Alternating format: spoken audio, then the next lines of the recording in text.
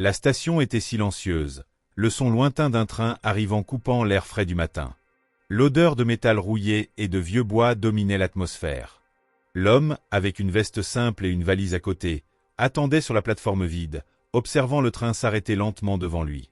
Le soleil commençait à se lever, teignant le ciel de tons de rose et de lilas, et les premières lueurs du matin éclairaient le paysage désolé. Il descendit du wagon, ses pas résonnèrent dans le silence, et il se dirigea vers la sortie. Ce n'était pas un voyageur ordinaire. Il portait avec lui un appareil étrange, une petite boîte métallique avec des lumières clignotantes, attachée à sa ceinture par une ceinture usée. Son nom était Samuel Sage, et il avait été envoyé pour enquêter sur des rapports concernant des toiles. Il avait été embauché par une université de Moscou après une série d'incidents étranges. Les habitants des environs d'un champ abandonné affirmaient rêver de voix inconnues, voir des paysages jamais vus et ressentir des émotions qui ne leur appartenaient pas. Certains se réveillaient avec des mots dans des langues étrangères écrits dans leurs journaux, bien qu'ils aient juré de ne rien avoir écrit. Samuel, sceptique par nature, attribuait les récits à des superstitions locales, mais l'appareil à sa ceinture suggérait quelque chose de plus complexe, un capteur de fréquences cérébrales, conçu pour détecter des modèles anormaux d'activité mentale. En arrivant sur le champ, il remarqua l'étoile. Énorme, brillante sous le soleil, elle s'étendait entre les arbres comme des fils de soie argentée. Elle n'était pas faite par des araignées, mais par une substance inconnue, presque liquide, qui se solidifiait au contact de l'air. Samuel préleva un échantillon, mais il se dissout dans sa main, ne laissant qu'une sensation de picotement. Ce soir-là, il installa son campement près du site.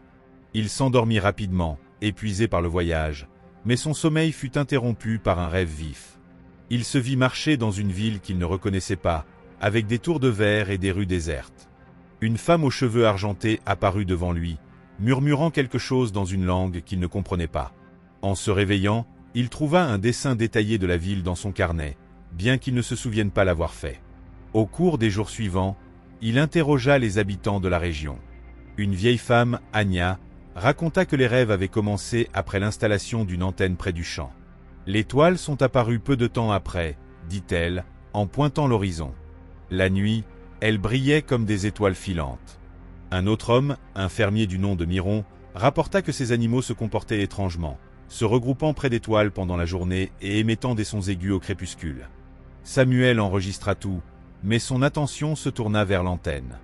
En l'investiguant, il découvrit qu'elle appartenait à une entreprise de technologie neuronale, Synapse Corporation, spécialisée dans les interfaces cérébrales.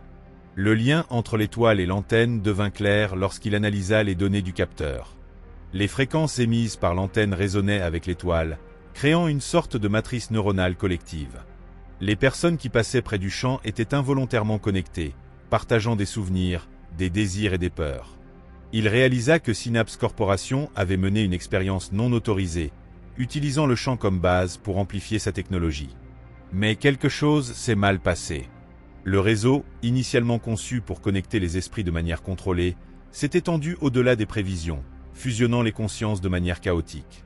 Alors qu'il approfondissait son enquête, il commença lui-même à ressentir les effets. Des rêves étrangers envahissaient ses nuits. Un musicien jouant une mélodie triste sur un piano désaccordé, un enfant courant dans un labyrinthe de miroirs, un homme pleurant devant une tombe sans nom.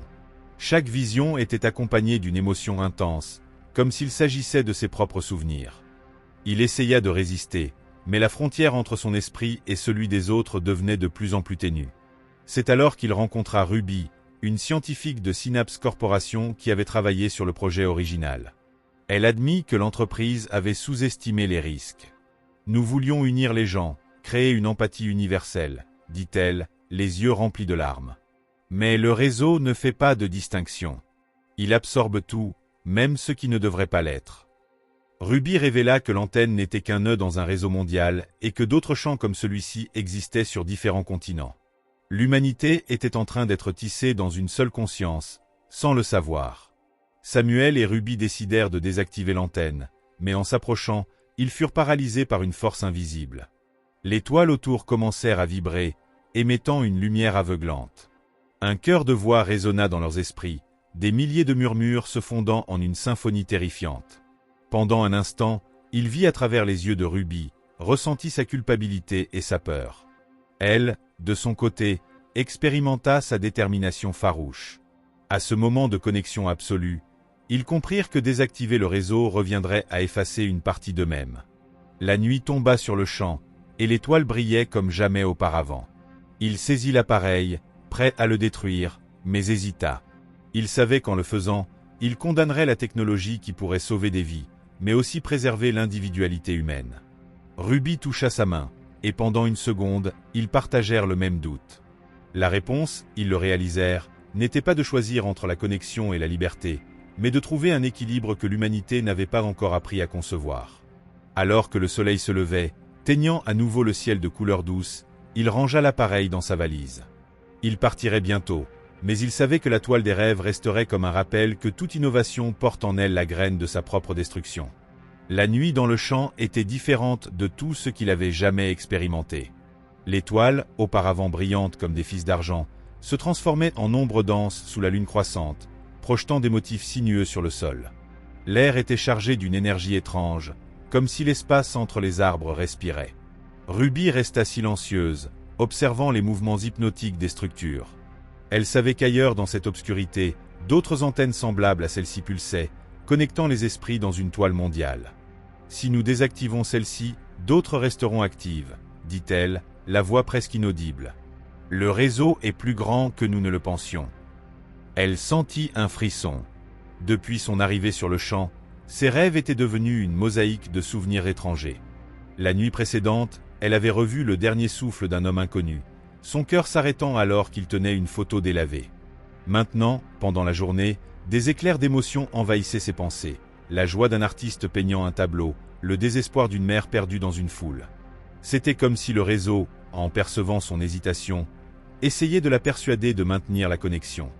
Alors qu'il traversait le champ, Ruby indiqua des sillons dans le sol, des marques laissées par des animaux qui semblaient éviter l'étoile. « Ils le sentent », expliqua-t-elle. « La même force qui nous attire les repousse. » Elle remarqua que les plantes près des structures poussaient de manière anormale, avec des feuilles transparentes et des fleurs qui ne s'ouvraient pas complètement. La nature réagissait à la technologie comme un organisme rejetant un corps étranger. En fin d'après-midi, ils décidèrent de camper près de l'antenne. Pendant qu'ils dressaient la tente, un groupe d'habitants du village voisin apparut, dirigé par Anya. Leurs visages étaient pâles, leurs yeux brillaient d'une mixture de curiosité et de peur. « Les voix sont plus fortes maintenant », dit un jeune homme, se frottant les tempes. « Nous ne pouvons pas dormir sans entendre ce que les autres pensent. » Anya lui remit un carnet rempli de dessins, des paysages extraterrestres, des visages inconnus, des équations mathématiques complexes. « Mon petit-fils l'a fait hier », murmura-t-elle. « Il a 7 ans. » Ruby feuilleta les pages, stupéfaite. Les images correspondaient à des projets de Synapse Corporation, des diagrammes de réseaux neuronaux qu'elle avait elle-même dessinés des années auparavant. « Le réseau s'auto-réplique », conclut-elle. « Il utilise la créativité humaine comme carburant. » Elle réalisa que l'antenne n'était pas seulement un émetteur, mais un catalyseur, amplifiant la capacité collective de rêver et la transformant en quelque chose de tangible. L'étoile était des manifestations physiques de cette énergie, un pont entre le conscient et l'inconscient global. Au petit matin, il fut réveillé par un son grave, semblable au bourdonnement d'insectes géants. Il suivit le bruit jusqu'à une clairière, où des dizaines de toiles s'entremêlaient dans une structure sphérique, pulsant en synchronie avec l'antenne. Au centre, une figure féminine flottait suspendue à des fils argentés. C'était la femme de ses rêves, aux cheveux argentés. Ses yeux étaient ouverts, mais vides, comme si elle observait quelque chose au-delà du monde physique. Elle tendit la main, mais Ruby le tira en arrière. « Elle est prise entre deux états », murmura-t-elle. Le réseau l'a choisi comme nœud central, un point de convergence. Le lendemain matin, la femme avait disparu, ne laissant que des restes de toile fondus sur le sol. Ils analysèrent les restes, découvrant que la substance contenait des traces d'ADN humain mélangées à la technologie de Synapse. Le réseau ne connectait pas seulement les esprits, il fusionnait la biologie et la machine, créant une entité hybride. « Cela explique les rêves partagés », dit Ruby. « Ce ne sont pas seulement des souvenirs. Ce sont des fragments d'une conscience collective en formation. » La nouvelle que le réseau s'étendait arriva rapidement. Des rapports de villes lointaines décrivaient des phénomènes identiques, des toiles apparaissant dans des parcs, des personnes se réveillant avec des capacités qu'elles ne possédaient pas auparavant. Un musicien à Kyoto composait des mélodies dans des langues mortes, un enfant à Buenos Aires dessinait des cartes de constellations inexistantes. Synapse Corporation a publié un communiqué déniant toute responsabilité, mais il savait que ce n'était que le début. L'antenne dans le champ n'était qu'une pièce d'un puzzle beaucoup plus grand. Il savait qu'il ne pouvait pas ignorer ce qui s'était passé. La toile des rêves était bien plus qu'une technologie mal utilisée. C'était un reflet de l'humanité elle-même, ses espoirs, ses peurs et ses désirs projetés dans un tissu invisible. Ils se regardèrent, comprenant que la vraie bataille n'était pas seulement contre Synapse Corporation, mais contre la nature humaine elle-même. La connexion était inévitable, mais la liberté aussi. L'équilibre qu'ils recherchaient n'était pas quelque chose qui pouvait être forcé, mais quelque chose qui devait être découvert, pas à pas.